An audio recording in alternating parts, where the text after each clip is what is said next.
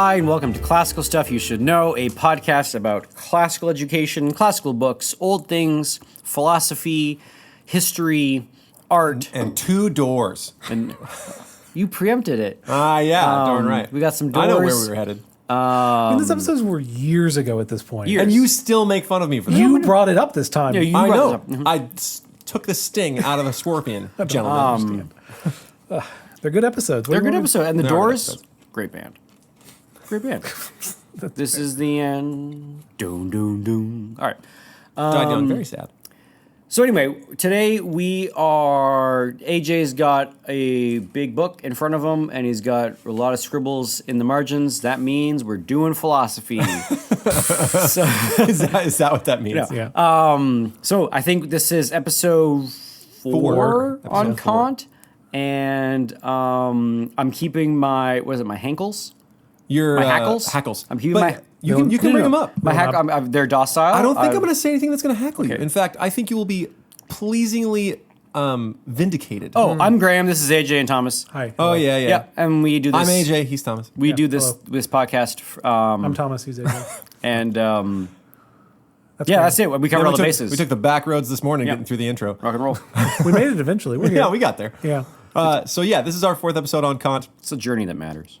I was considering not continuing the series because it's plenty interesting. I really like it, but I had thought maybe we had sort of gleaned all we could possibly glean from Kant with the whole categorical imperative, and that'd be the thing you take away. But this no. is I think there'll be some good discussions to come out of this final chapter because all of Graham's hackles, the hackles that he has raised, I think will be justified. Oh. And he will feel he'll walk with a little more sway to his hips. Yeah, that's He'll- what I need. He'll peacock a little bit around after I get done telling him that he was correct on there a you few go. things. Because Kant agrees with him, or is Graham just about to disagree with everything you're going to say in this Because last I section? think Kant Really? and he are going to agree by the end of Wonderful. this. This is great. And then I think you will be best friends forever, Oh you my and gosh. Kant, and Off you will into the really enjoy it. sunset? Yeah, Oh my off into the gosh. sunset. I'm so I think excited. all of your hesitations he addresses, and then you'll be very happy by the end of it. So, Chapter 3, the final step from Metaphysics of Morals to a critique of pure practical reason. Okay. Which obviously makes sense to me. It's quite the promise. Yeah, and if you are a Kant scholar out there and you take issue with the way that I'm presenting this, well, I feel like I only am... You guys ever go from your car to the house and you're carrying a whole lot of things and there's that one Yeah. thing that you're kind of holding with just the edge of your elbow and you're not quite sure you have a full grasp on it, Yeah. at any moment it might fall? That's kind of how I feel about this last chapter. But I feel like I have a decent enough grasp, and so if I have to stop and gather my thoughts a couple of times, please don't be angry.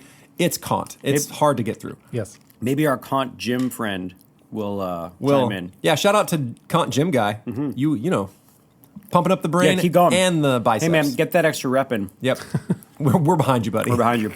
As we sit here eating gosh. goldfish and Yeah. talking about philosophy. Okay, so he starts out with talking about freedom and autonomy of the will, right? I think in the last chapter, he sort of assumed that we are all free, right? He's just Yes. sort of assumed human freedom.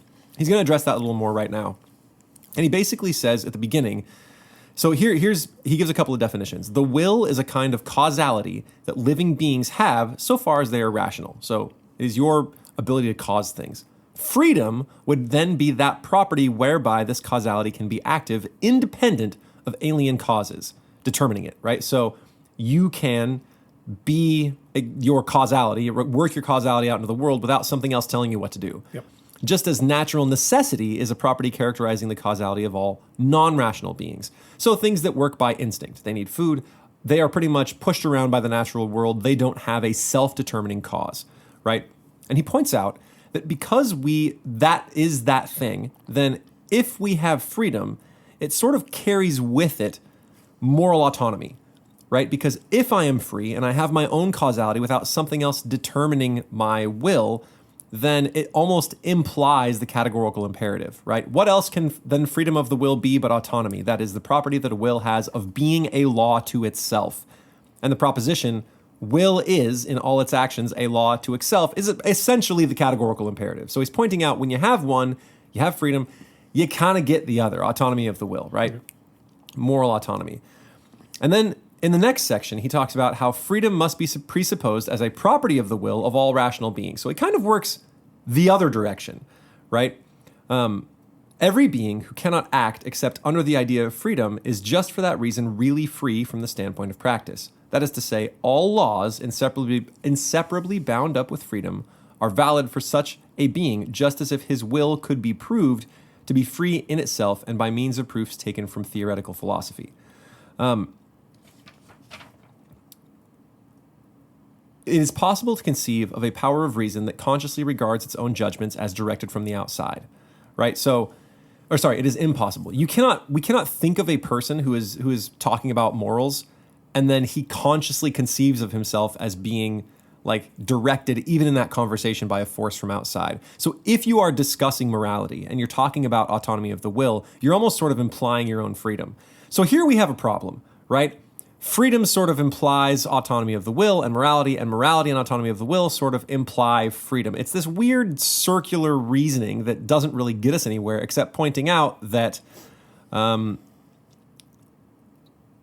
that they're kind of the same thing, right? They come together, and that's as far as we've gotten. We haven't really proven freedom or morality. We've just sort of said, well, they sort of come together and imply each other. That's as far as we've gotten. You guys with me so far? Yeah. No. Can you give me an example? Well, like the fact that we have moral discussions implies that there's some autonomy in making those moral decisions. Or you at least have the idea of freedom. Yeah. Sure. But isn't that true about if we have like conversations about what we want to have for dinner? Yeah. It also Yeah, why implies not? freedom? Yeah, sure. Oh, okay. We are free to pick what Well- we want for dinner. In that, I guess maybe you could say that you are pushed by necessity, right? Natural necessity to have dinner, right? And so in that way, you are pushed. But if we're talking about Okay, if we talk about what kind of scotch we want to have tonight, Same thing. but we're not pushed by necessity. we enjoy tasting certain things. Sure. That's a natural thing. I guess. Sensational. So we're not pushed by necessity. Well, I mean, for it even, morals? I guess it just says its own judgment as directed from the outside. For in that case, the subject would attribute the determination of his power of judgment to some impulse, not to his reason. Reason must regard itself as the author of its own principles independently of alien influences. It follows that reason, as practical reason, or as the will of a rational being, must regard itself as free. If you are going to make judgments, you must regard yourself as free. And if you regard yourself as free, moral judgments, right? You have the categorical imperative. So yeah, I guess even choosing in Scotch, you would be sort of regarding yourself as free in that way. But does the two-way street work on both of those things? Like if I walked into a room and I saw two people talking about Scotch, I could assume that they were free? Well, they regard themselves That they as regard free. themselves Not that they as free? are free. And that's his point. It doesn't really prove that freedom is real. Mm-hmm. All it does is show that they come together, right? If they're making judgments and regarding themselves as free, they're also sort of implying the categorical imperative, which implies freedom. It's a circular thing. Gotcha. And that's what he's there to address. Like there's an apparent circular reasoning here, and that's a problem, right? Are you good Yep. so far? Yep. Okay. My hackles are confused. Okay. So let's see. Here, I'll phrase it how he phrases it. We must frankly admit that a kind of circle shows up here, from which there seems to be no escape. We suppose ourselves to be free, in the order of efficient causes, in order that we may conceive ourselves to be under moral laws in the order of ends. And then we proceed to think of ourselves as subject to moral laws on the ground that we have ascribed freedom of the will to ourselves. For freedom and the will's law-giving of its own laws are both autonomy, and therefore reciprocal concepts. But just for this reason, one of them cannot be used to explain the other or to furnish its ground. It can be at most used for the logical purpose of reducing seemingly different ideas of the same object to a single concept, as different fractions of the same value can be reduced to the lowest common terms. Does that kind of make sense? Nope. There are these two things that seem separate, but they both imply the existence of the other. So if we're going to answer, how do we know we have them? We're answering, how do we know we have both of them essentially at the same time, right? Both freedom and moral autonomy. Yeah, well, here the two things, exactly as he phrases it, is we suppose ourselves to be free in the order of efficient causes, meaning we can cause things, Okay. in order to conceive ourselves under moral laws, right? So you can choose to be under moral laws, right? You have to be free in the efficient causes to conceive yourself under moral laws. Okay. But you are also subject to these moral laws on the ground that we have ascribed freedom to free will to ourselves. We addressed that last time, right? You are partially because of your free will subject to all of these moral laws. But where do they come from? Reason.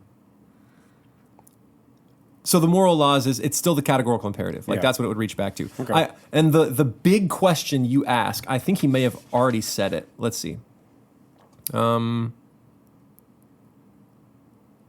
Yeah, he mentions it, and then he's going to mention it more later. So here's his quick address of the thing that you brought up the time last time is what is compelling you to follow these? Yeah. Right? You've got the categorical imperative. You know what according to Kant, the right thing is to do. But what is actually making you do it? What if you don't care about those things? Or you're like, yeah, I know that this is what everyone should do.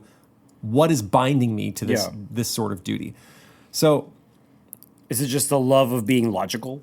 The No. love of being reasonable? we're going to get there. Okay. It's a good question. Here's his first address of it. For if someone asks us, why must the universal validity of our maxim as a law be the condition that restricts our action? So why does the categorical imperative have to be the thing that runs us? And what is the basis of the worth we ascribe to this way of acting? So why is it worthy to do? A worth supposedly so great there cannot be any interest higher than it. And asks how it happens that human beings believe this alone to be the source of their personal worth, right? Your moral pulchritude is faith, right? Isn't that the right word? don't know. Pulchritude? Can you Google it? I think I got it right. Sure. It might also mean hot, like pretty. Beautiful. Pulchritudinous is beautiful. Stinking missed it. So your moral worth, right? We consider this to be directly tied to our personal worth. And asks how it happens, in contrast to which the worth of a pleasant or painful condition counts as nothing. Like you will pursue the good even if it hurts. To these questions, we could give no answer. And Thanks, Kant. he's going to address it again later. Okay. So he says, right now I have no idea. I have no compelling reason why you need to do this. Yeah, so right there he says, I don't really have an Gotcha. answer. And then he's going to get further into it in a minute. So he says, here's the solution to our sort of seeming conundrum where we're trying to get free will. Okay. And he starts with something that our high school students often have a problem with, right? They're like, okay, I see this table. It hits my eyes. I touch it. Hits my fingers. How do I prove it's real? Right? How do I know it's actually a thing and not just an illusion to my eyes and my fingers? How do I know any of this is real? I can never really know the table. Right? And the funny thing is I've had that conversation with a student recently. He's like, how do I prove that anything I know is real? Well, Kant's position is you can't really. He calls this the world of the senses. I will never know the actual being, the essential being of this table. I will never be inside it. I will never know this being. I can only react to it as it comes through my senses, right? That is the only way that I can interact with literally anything in the world, right?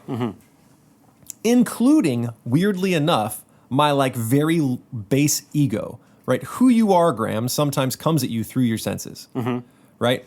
Separate from this, the world of sense is the world of intelligence, right? Okay. I want to see if I can give a good definition for it.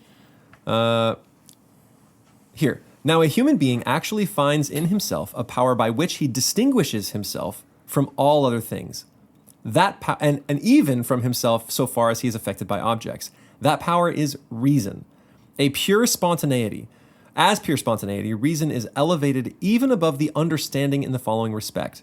Although the latter too is spontaneous activity and is not, like sense, confined to ideas that arise only when we are affected by things, it can be produced by its own activity only concepts whose sole purpose is to bring sensuous representations under rules and so unite them in one consciousness. So he basically says we've got this world of sense that's coming through all of our feels, right? And we can never know the pure being of those things. We can never get past our senses inside those and know them as they really are. But we have a thing that is separate, that distinguishes us from all those other things, and that is reason. And we use reason not only to just basically understand those things, but to bring all of those things under a set of rules, right? Bring sensuous representations under rules and unite them in one consciousness. It's to make sense of everything, right? So this is our reason. It's kind of pulling all of those things together. So this is that Aristotelian thing, the thing that is unique to people. Yes, this is entirely rational unique to faculty. People. Yeah, exactly. It manifests its highest function in distinguishing the world of sense from the intelligible world, and thereby prescribing limits to the understanding itself, right? A rational being must regard himself as an intelligence, as belonging to the world of understanding rather than the world of sense. So there are these two worlds. We have our world of sense, and we have this world of our understanding. And this is what all of my students sort of, that gap they want to bridge. They want to bring this world of sense across their senses and into that which they know to be themselves, right? This categorizing faculty that they have that we would call reason, right? They would probably identify it as your soul. You want to take all these things and touch your soul to the soul of the table and know exactly what the table's soul is, but you never really can. Okay, so a human being is essentially living in two worlds all at once. He can consider himself first, so far as he belongs to the world of sense under laws of nature. So, because we are, and you are, like, here I can meet Graham, and he is in the world of sense to me. Hello. And he is even kind of in the world of sense to himself, right? There are pieces of him that, yeah, exactly. So, because of that, you are under the laws of nature, right? And the laws of nature mean that sometimes you are forced to do things. I fall. Yep. When I trip. Precisely. I eat when I'm hungry. Mm-hmm. I avenge when I'm wronged. I've never seen it, but I suspect you'd be good at it. Okay, and secondly, so far as he belongs to the intelligible world under laws that are not empirical, being independent of nature and are founded on reason alone. So you have a second law that isn't bound by the natural world, that is your own sort of reason, right? So because you live in these two worlds, you have sort of two different laws working upon you. So as a rational being, and consequently as what's the other world? So you My have head world? the sensuous world, Yeah. and then you have the world of reason. Okay? So you belong to the intelligible world under laws that are not empirical, being independent of nature and found on reason alone. Whole new world. Was all of that just No, the it setup wasn't. for the whole new But world? it came to me. Yeah. I mean, it's like but no, it's like a fantastic point of view. No. Shining, shimmering, splendid. Yeah, totally agree. No, but so is this like I can imagine things and I can deduce things. I And can categorize them. All I these can- sense things. You're not just sensing them in there and living in that world. You get to categorize. You can evaluate. Is you it can like make sense of also them. I can think about probability, so I can think about causation? Sure. Yeah. I think all of that's probably included. So if I'm gonna throw a baseball through like a ring, like a tire, like a hanging tire. Yeah. I want to like thread the baseball through that tire. I want to aim, and I picture it in my mind. That's the intellectual world. That's That's that one world. And then when I actually do it, that's the sensual world. Yeah.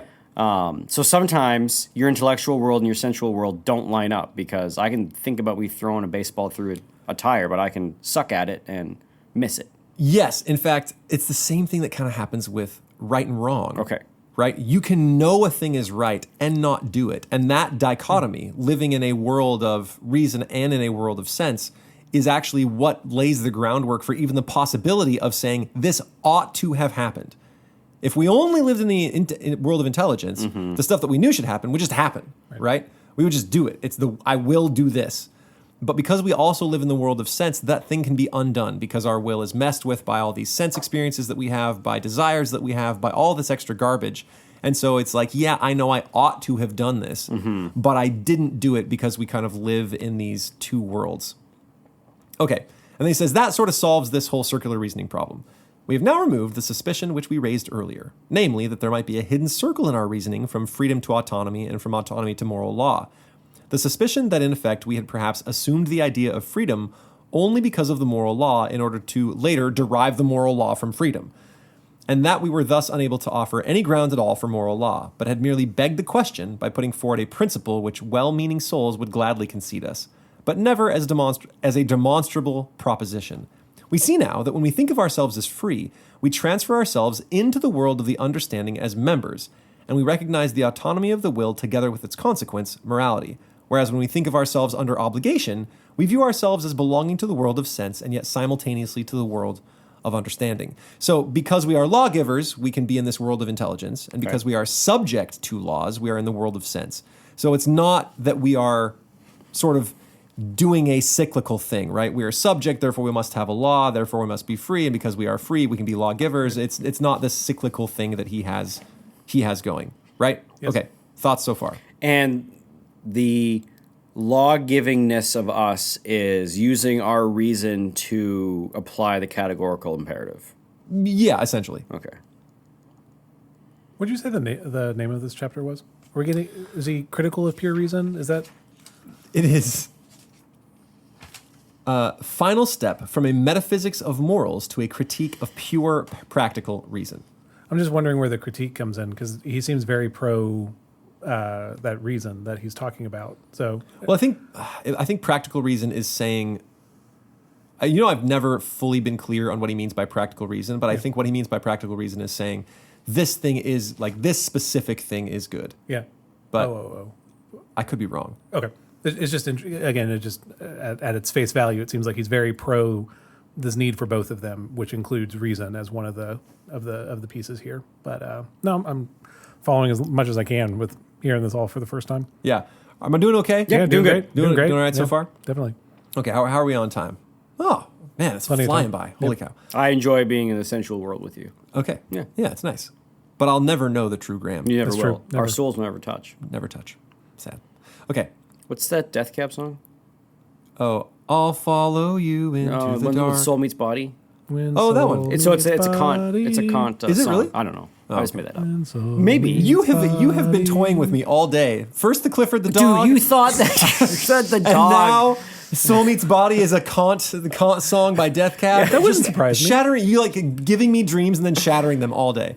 Okay. You got to. That's what you got to do your AI computer generated imagery of Yeah. like type in Clifford the dog at the Battle of St. Albans and see what you get. Oh, a great I idea. will. Listener, if you are looking to the, if you go back and look at the artwork for last week, it is an AI generated Clifford the Big Red Dog at the Battle of St. Albans. Is it? St. Albans. hope St. so. Albans. That's a great How do you idea. spell Albans? Albans. Okay, I'll do. No one he's a saint of. I'll but do it for sure. That's so funny. Do you guys think we should have an episode on what is it? The new Chat GPT.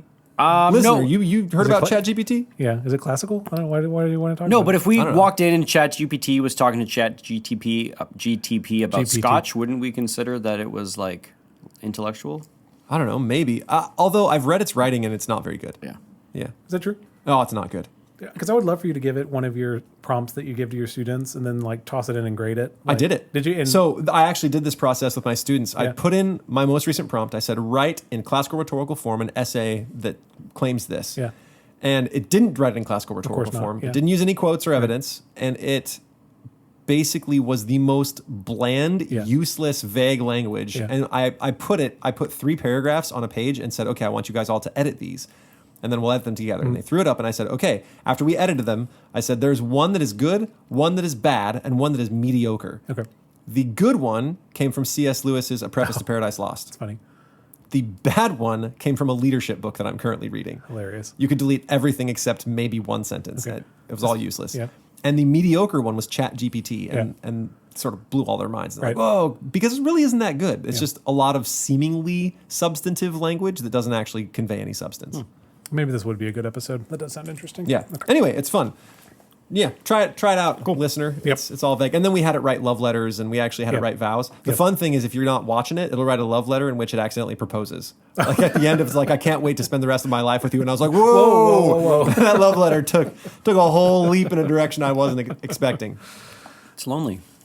Okay. So, hence, if I were solely a member of the world of understanding, all my actions would conform perfectly to the principle of the autonomy of a pure will. So if you only lived in the world of your brain space, then all of your actions would completely align with a pure will. If I were solely a part of the sensible world, they would have to be taken as conforming completely to the natural law of desires and inclinations. So if you were only sense, then it's just whatever you wanted and whatever your desires were, you'd head for that. I'm like a dog boy. Yeah, consequently to the heteronomy of nature. In the first case, they would rest on the supreme principle of morality, the categorical imperative. In the second case, on that of happiness. And here is not your definition of happiness, which is like moral virtue, but his definition of just like human bliss. Like you are just feeling good all the time, I think physically and materially. But since the world of understanding contains the ground of the world of sense, and therefore also of its laws, it thus gives laws directly to my will. So because the world of sense is sort of built on our world of understanding, right? That's how we interact with the world of sense. It can give laws to the rest of us, right? We live in these two worlds, but the world of our brain space is the lawgiver to the rest of it, and must be conceived as thus lawgiving. Therefore, although I regard myself from one point of view as a being that belongs in the world of sense, I shall have to recognize that as an intelligence, I am subject to the law of the world of understanding, that is, of reason, which contains contains in this law the idea of freedom, since you can't really conceive of yourself as making judgments without freedom, right? And thus in the autonomy of the will. I must therefore regard the laws of the world of the understanding as imperatives for me and see the actions that conform to this principle as duties. Why? Because the world of our sense is codified, organized, evaluated by the world of our intelligence. And the intelligence contains within it the idea of freedom, right? No, he hasn't even proven it yet. He's like, I'm not telling you freedom exists, but when you act as though you are making judgments, you assume your own freedom and thus your own autonomous will. And so the laws of the world of understanding are imperatives for you, right? Your judgments are overarching for you because they assume your freedom and also of autonomy of the will. They're not being pushed around by anybody else. They are your judgments. Yeah. So they're your duty. But what about when you get competing moral ideas where it's like they're actually kind of pick your poison. Like either one is you wouldn't get blamed for one, but they compete and you need to make a decision. How do you know what your duty is when you have competing duties? We can go back to the classic example we've always used of like fighting in the war for your country or not depriving your mom of her last child. Or what? Remember? I'm sorry. Yeah. Again, I don't think Kant is trying to avoid complex moral questions, right? Your duty is both to your country and to your mother. It's up to you to decide which one of those things has a greater pull upon you. I don't think you would controvert either of those. So the categorical imperative then. His point here is to say that either way, those are a duty. Yeah. It's not to help you choose which one is right. He's saying when you finally figure it out, that one is an imperative for you. Because you are acting as though you have freedom, as though you have autonomy of the will, and because that autonomy of the will is how you interact with the sense world, it's a duty, right? You have to act in accordance with those laws. Well, and I guess if your decision was then like be super selfish and like not fight in the war and abandon your mom, he would say that was the immoral thing to do because if everybody did that, that would be bad. Yes. Okay. Yeah, it's a thing. Let's see. I'm wondering, there's a section here I have highlighted to read, and I'm not sure if it's actually helpful to us.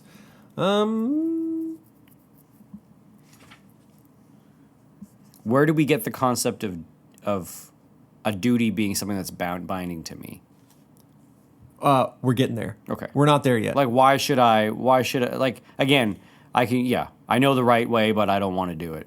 But so he would say that that's because you have your sense world is interfering with your brain world. Can we? So he's saying it can never exist. I know I'm putting it simply, but where there's something that we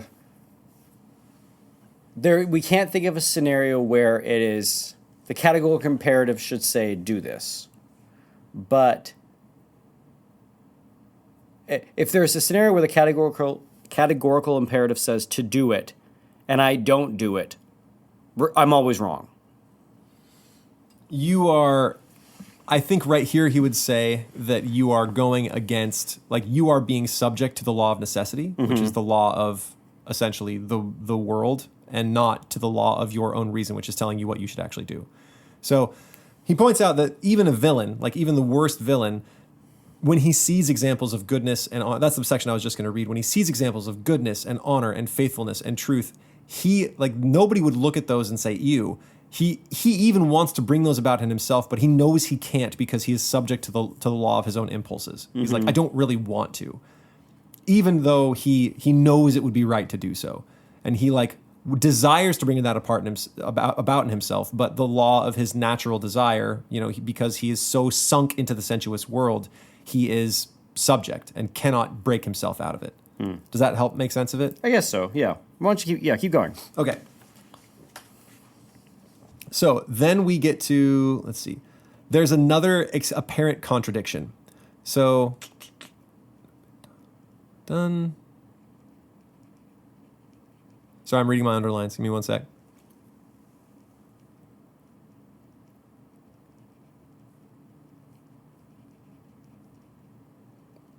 Okay, I think.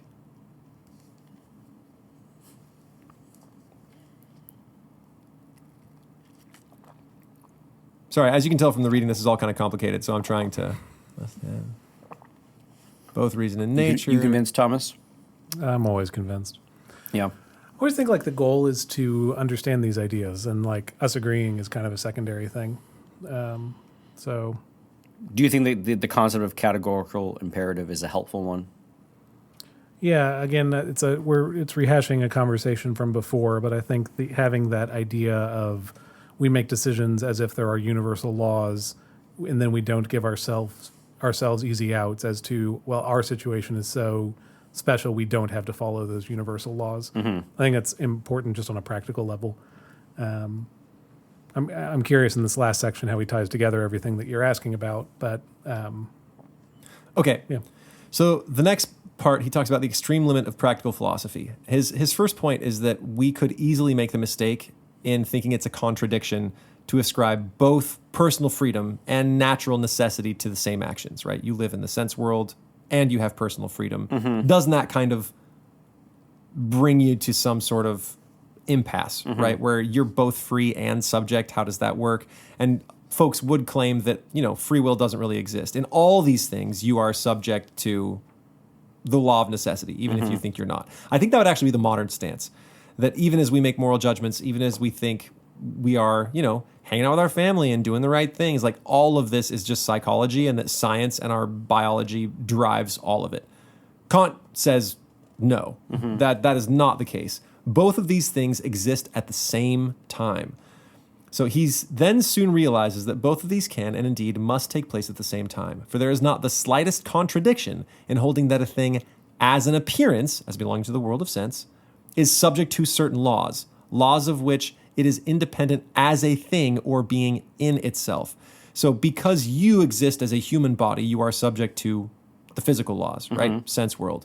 But those laws don't really affect you as the thing in itself. The gram core, the soul. Graham core. Gram core.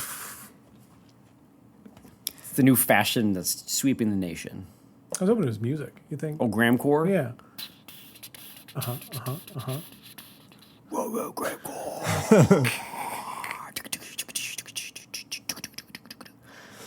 Okay, so it says, in reason alone, and indeed pure reason, is the source of law. And also that since in that world he is his true self, as an intelligence only, these laws apply to him directly and categorically. It follows that what desires and impulses spur him to do cannot impair the laws of his will as intelligence. Indeed, he doesn't even hold himself responsible for these desires and impulses, nor impute them as to his true self. So you live in these two worlds, and sometimes you have like maybe desires that are inappropriate, or thoughts or feelings that aren't quite inappropriate, and you don't really think of that. Even as a Christian, you wouldn't think of that as sin. Yeah. You're just sort of subject to your animal nature. Yeah. And it is in your intelligence, in your inner core, where the law is truly given. And so you can live in this strange tension between being subject to the laws of nature as a sensuous being, sensuous meaning of the senses, right, and then also separate from it as an intelligence that chooses among these things. And you actually, even right now, give yourself license, right, on the things that are from the sensuous world. Are there things that sort of straddle between the two things? Okay. The old Greek hospitality laws, that sort of like those cultural touch points, right? Okay. Where if somebody is coming to your home, you don't murder, or not, you don't murder them. What's the hospitality law? If someone's coming to your house, you feed them, you clothe them, and then you don't talk to them until the next day. Yeah. Or if you have, and then when you send them on their way, you give them a big gift. Yeah. let's say you had like sort of some of those old Bedouin customs of, if you invite your mortal enemy to your house and you and your mortal enemy walk into your camp together, you're bound by custom that no harm is going to come to him, right? So you have those sort of like customs. I don't think people would push those as far to say that those were universal categorical imperatives. We have whole societies that don't use those customs that we wouldn't say are grossly immoral. But those are not natural things. Those are not just like completely in the realm of the senses. So what do we do about those things that cultures have held up as being customs that they are going to follow for the, and they have sort of good reasons, sociological reasons as to why that they want their culture to sort of uphold those things. But I don't know, or maybe they are categorical imperatives. I think you would say they are, right? Yeah. As a Greek, as living in the land of Greece at that time, can you say, I want everyone to treat their guests with respect and kindness on the first night they're there and send them off with a gift to encourage future travel and uphold the economy? Yeah. But that's not, but if someone came into your house, AJ, tonight and was like, I demand a place to sleep, you'd be like, nah, bro, there's like a hotel down the street. Yeah, but we live in a wildly different culture. That's my point. So then the categorical imperatives can be bound by culture? Yeah, sure. Right now, I cannot will that everyone should let strangers into their homes when there's a perfectly reasonable hotel down the road. So you do not need to be bound by ancient Greek categorical imperatives? No. So categorical imperatives are change based on the cultures that they're in? Probably. So are those cultures in the realm of the senses or in the realm of the intellect? They're in the realm of the senses. Remember, the categorical imperative, right? The one law is that you must act as though your law become a maxim for everyone. Sure. Right? But it absolutely bridges the gap into the sensuous world, right? When you look at an individual instance, you need to say, is this the way I would want everyone to act? It's essentially not quite the golden rule. Okay, let's say you were raised in that culture and at home, that's what you guys do. Yeah. And then you get plopped into, you're going to like, you're going on a exchange program, and now you're living in New York City. Sure. And you're staying with a host family, and you keep inviting, like people keep knocking on your door, and you keep letting them stay in your host family's house, and they're like, "What the frig, AJ? We don't do things that way here." And you're like, "This is how we do it in my home nation. I would be wrong if I didn't do this. Everybody should do this. Is a great thing. Everybody should act this way." And they're like, "Friggin' this weirdo from another culture is bringing his weird culture things." I think we're hitting that thing where you are desiring specificity for context, right? We talked about it with like giving money to the man outside the alcohol store. Yeah, no, this is a little bit different in that, like, now your question is, can a cultural moral apply to everyone? Part of me can conceive that AJ is you are duty bound to your categorical imperative because you feel like it's a great idea that everybody should do, but you just happen to live in like rough and tumble New York City where they're like, we're not doing that. So you'd simply be mistaken. I think the full categorical imperative would be within the context of the Greek culture, every person should do this, right? And when in the context of New York, you shouldn't invite strangers into random people's homes. And he would quickly learn that with the people he was staying with. I shouldn't invite randos into my house because it doesn't work like it does in Greece. So the categorical imperative of a place in time can trump the categorical imperative of other places in time, right? Like if you had your own set of understanding categorical imperatives and then you move to a wildly different culture, you would have to change. You would have to sort of have a different operating system. Yeah, it would probably change according to your context. Okay. But I guess But that context would be contained. But if you were going to I still don't understand how it's not just like an arbitrary thing. What do you mean? I mean, if it can change by context, if it can change by like social place and time, it sounds as if like is the sensual tail wagging the intellectual dog, or is the no? So I think, and then one of our sensual. Wait, never mind. Sensual dog.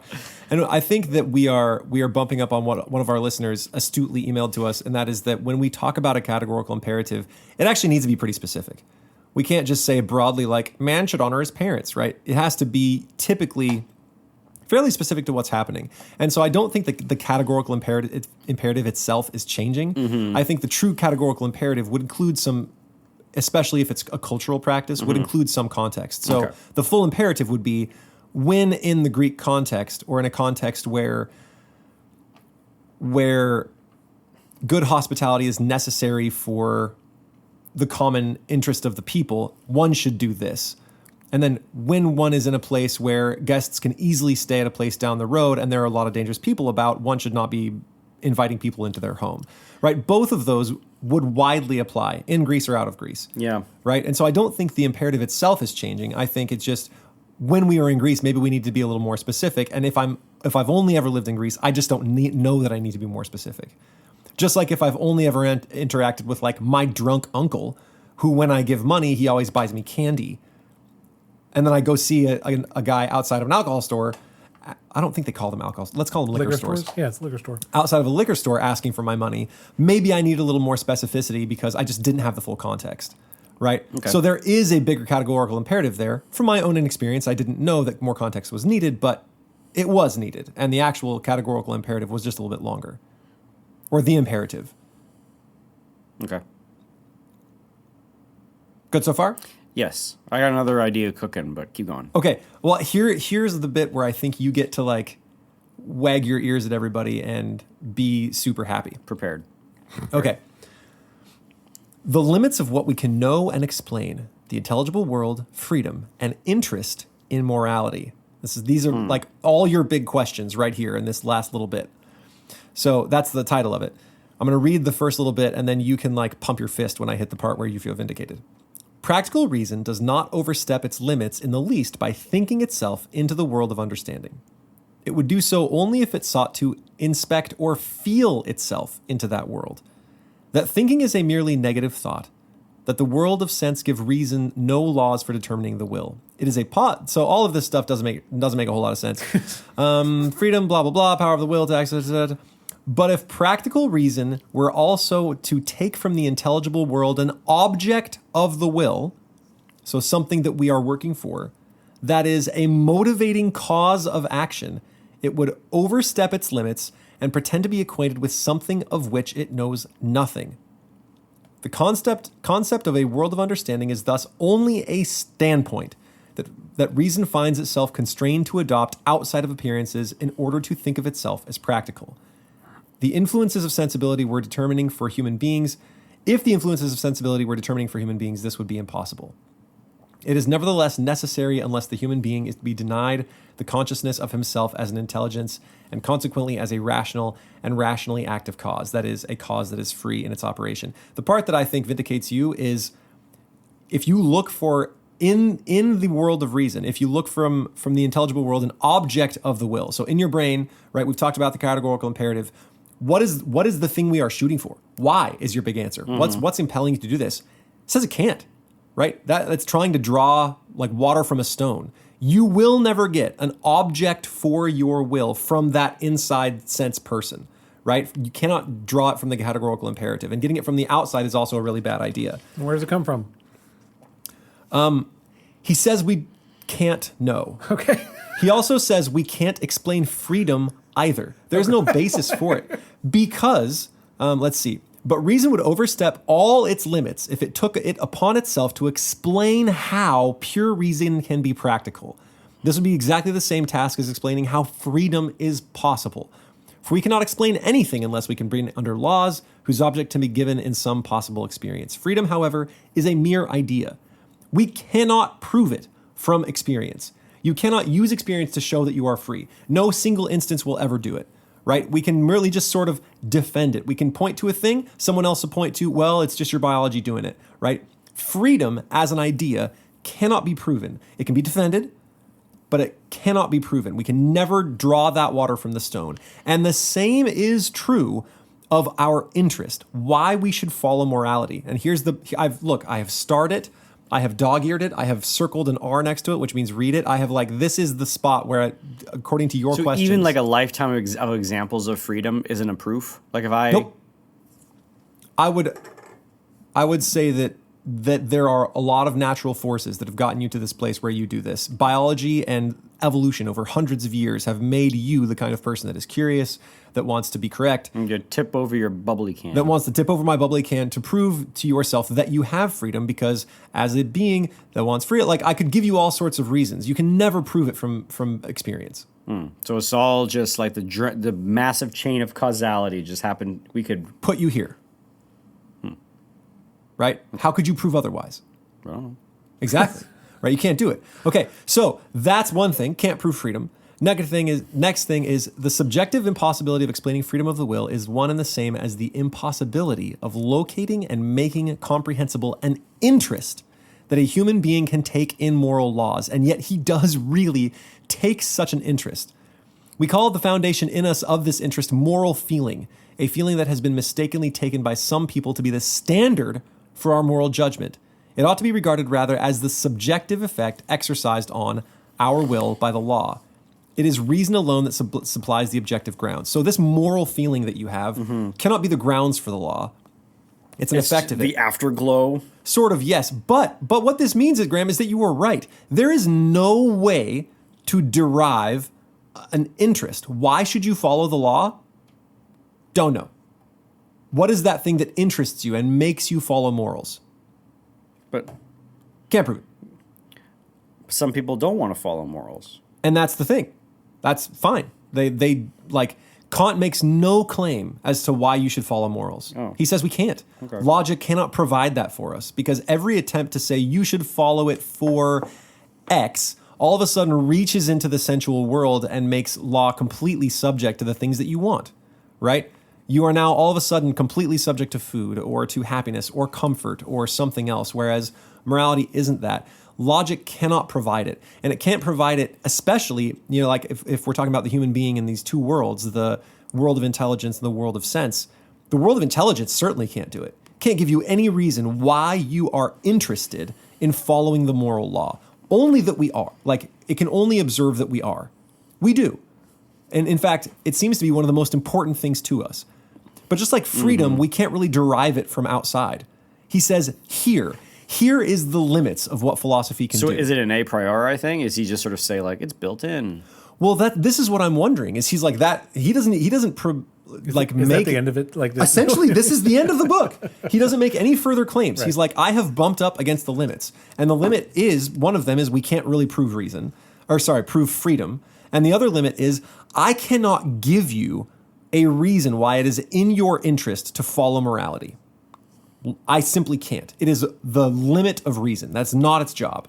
I can show you like what it looks like. I can give the moral law a grounding in reason. I can show you that to have a moral law, to be a lawgiver, we must assume your freedom.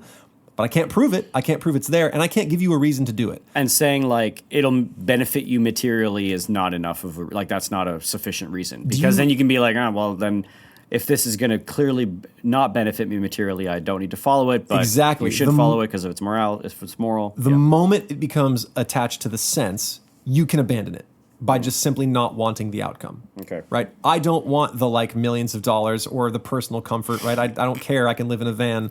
I don't care about any of that stuff, so I don't have to follow morals. Right? So it exempts you from that duty. But why are you interested in following your own duty of this law that you've set up, right? That it is your duty because it's your law. He says, I can't give that to you. Reason cannot give that to you. It's not something that's possible. So this beef you've had with this theory that it can't give you a reason to follow all of these imperatives is legit. And Kant doesn't make any claim to say it's not legit, right? I feel like you're not pumping your fist enough is what I feel like right now. I'm bummed Why You're bummed? Why? because I want him to give me the reason. So you could tear it apart. fight with it? Yeah, yeah. No, so that I could be, I don't know, like Convinced. so he could be right. So he Well, this at is the end of it, it's like I can explain all this sort of stuff, but like, how do you tell what do you tell a 15-year-old kid boy? and this is sort of where I landed. Was I was wondering if what he has bumped up against are premises. Yeah, The unassumable premises of the human life, right? Our freedom, that we act as if we are free, whether or not we actually have it, we act as if we are, is just a premise of human life. We function as though we're free. We make judgments as though we're free. You tip my can as though you're free. tip your can. Yeah. Whether or not you are a Calvinist who believes that God, determines our actions, or a fatalist who just believes that fate does it, or and an evolutionist who thinks that, right, evolution is driving all of your impulses, you act as though you're free. In the very choosing of that thing or of that ethos, you act as though you are free. And so there's that premise. And the other premise is that you should be good. Like, good is good, and it should be followed for its own sake. Mm-hmm. And I don't know if there's any way to prove that beyond appealing to happiness or something you want, or even if you want to bring God into the mix, punishment. Now, does he think actively trying to appeal to something like happiness or punishment is counterproductive, or is he like, nah, I guess that's fine for Fully people? counterproductive. Oh, okay. Yeah. He says that the moment you do that, the person can say, I don't care about being punished. And all of a sudden, the morality has no purchase. Or can say, I don't care about the reward, or I don't care about whatever it is. And so morality is just poof, it's gone, right? The moment you can abandon it if you see what it is aimed at. But if it's aimed at itself, if it is good simply because it is good and should be pursued because it is good, I think that's where you should land. And if God is good, then he is part and parcel of the thing you should pursue. So when someone says, someone says, this is the right thing to do, and I don't want to do it, and Kant's going to say, you should do it because it's right. And the person says, I don't want to do it, why should I? Kant's going to be like, I can't tell you why you should. Yeah, Kant can say you should do it because it's your law, and because it's your law, it's your duty, and because you don't want to be bound by the things of just this sense world and pushed around like an animal. But why should you? What interest do you have in doing that? I can't provide it. Do you think this undermines the rest of the book? It seems pretty bad. I don't think so. Okay. I think he is simply trying to attach, again, like I've been saying, he's simply just trying to attach morality to reason and saying, like, there is a reasonable ground for morality and a way that it sort of functions. Yeah. I actually like that he doesn't make pretense at sort of establishing more than that. Yeah. And I like that good, real good and real moral, like, seems to be this thing that is valuable in and of itself. It's like, I don't want to say gold, because gold is valuable because it doesn't rust and because it's shiny and because we like it. But can you prove that gold is desirable beyond those things? What if you don't want shiny things? Right. No. I mean, gold is the best approximation I have of it, right? Or beauty or something. It is something that I cannot prove that you should enjoy beauty for something else's sake. It's just beauty. You should enjoy it. Right. It is one of those transcendentals, right? Good is good and should be pursued for its own sake. We should be moral. I cannot give you a reason for it, because the moment I do, you will say, I don't care about your reason, and good will go out the wayside. So we should assume that there is a part of the human person that naturally reacts to good and assumes that if they experience it, there's going to be some kind of like pleasure or some kind of satisfaction. Is that fair? But the satisfaction isn't the point. Yeah, no, I know, exactly. But still, like, it's like if you give a baby ice cream, you don't have to convince a baby to eat ice cream. You give the baby ice cream for the first time, they're like, this is what I like. Yes, ice cream, desirable for its own sake, not for the sake of some other thing. So, but then there are then we're back to sort of like what we should be doing when it comes to raising up a kid to be moral is not to try to convince them why the right thing is right, but to try to work with the natural grain of their humanity that rightness is something that they are going to desire in itself. So it's like a training up of taste. Kind of, yeah. I mean, you could still point out to the snarky seventh grader who says, like, well, why be good, man? Like, it's not reasonable at all. You can say, well, actually, it is very reasonable. Categorical imperative. Like, it attaches directly to our reason, and especially to you as a person that is not simply a material being, right? The you that is thinking is also the you that is directly interacting with morality. But can I give you this you should do because of some benefit to you? No. Good is good apart from what you want out of it. Mm-hmm. You should do it because it's good. And I think that, like, maybe not training them in a taste, but more giving them more experience of the good is going to be helpful. So you don't appeal to some sort of like ideal type. You should do this because this is what, and make your ideal type. This is what the Christian man does. Or you should do this because this is what... What if they say I don't want to be the normal Christian man? You should do it because it's good. Yeah. And because good is good. Mm-hmm. Right? Not because I want you to be like anybody else. Or then you should do it because this is what the good man does. But then the moment they say they don't want to be the good man, right? The moment you Well, then you can say you should do this because it's good, and they say I don't want to be good, I want to be bad. they say, good luck with it. Yeah, then you And I point out you don't actually want to be bad. Yeah. Right. You know what bad is like, Right. right? I'll give you a taste of bad, and then we'll see how that goes, right? So maybe by training up the taste in them, you let them experience what good is, and that's the kind of thing that will. And then you can also show them it's reasonable, but show them the good, help them feel the good, and then it is a premise that must be experienced and pursued, not something to be supported via other means. I actually like it. It feels to me like it makes good more pure. I guess maybe one little hackle. It's just swimming up. Okay, let me hear it. Is that in this ending, Kant hasn't added to any sort of functional conclusions that we have had with Aristotle, which is sort of we contrasted with him on the very first episode. Like Kant hasn't given us anything new that Aristotle hadn't already given us. Well, again, I think it's part of a conversation. Other people were trying to say the basis for morality is this.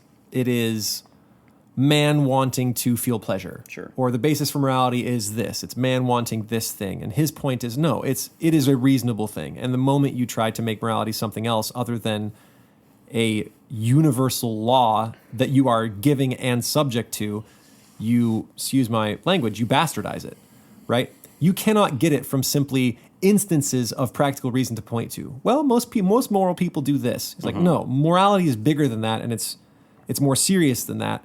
But I cannot make you want to do it. Yeah. Okay. I actually think him and Aristotle probably agree on a lot of stuff. Oh, I think so too. Which is why I'm saying like I don't. Which is I'm just sort of trying to figure out how does he push the ball forward, or what does he expand on? Well, it seems Aristotle was sort of saying, like, identifying the good and saying, here are all the good things. And he is, I think, getting to the core from which you can derive a lot of Aristotle. Yeah. Okay. Like the reason and logic behind it. Yeah, the core ground from which Aristotle can grow. Sure. Right? You're seeing the trees of Aristotle, and he's showing you the soil. I like it. But did we do it? Did we get to the end of Kant? That's it. Woo! Hot dang. I mean, I could read you the rest, but those are the big ideas. All right. You glad you read it? Yeah, it's cool. I liked it. I was especially overjoyed to find that he didn't make good less than it was, or morality less than it was, and he didn't try to prove freedom when you can't really prove freedom. It's just sort of assumed. Like, I think that is really cool that he didn't try to do some weird roundabout, lame way of doing it. Sure. Okay. And the whole time I was just cheering for Graham in my brain. Yay. Okay, well, this has been Classical Stuff You Should Know with Graham, Thomas, and AJ, and Immanuel Kant. You can email us any of your raised tackles at theguys@classicalstuff.net. You can tweet at us at CLSSCAL. You can... Stuff, thank you. You can patronize us on Patreon, where you can have access to in-between episodes and monthly AMAs. Yep.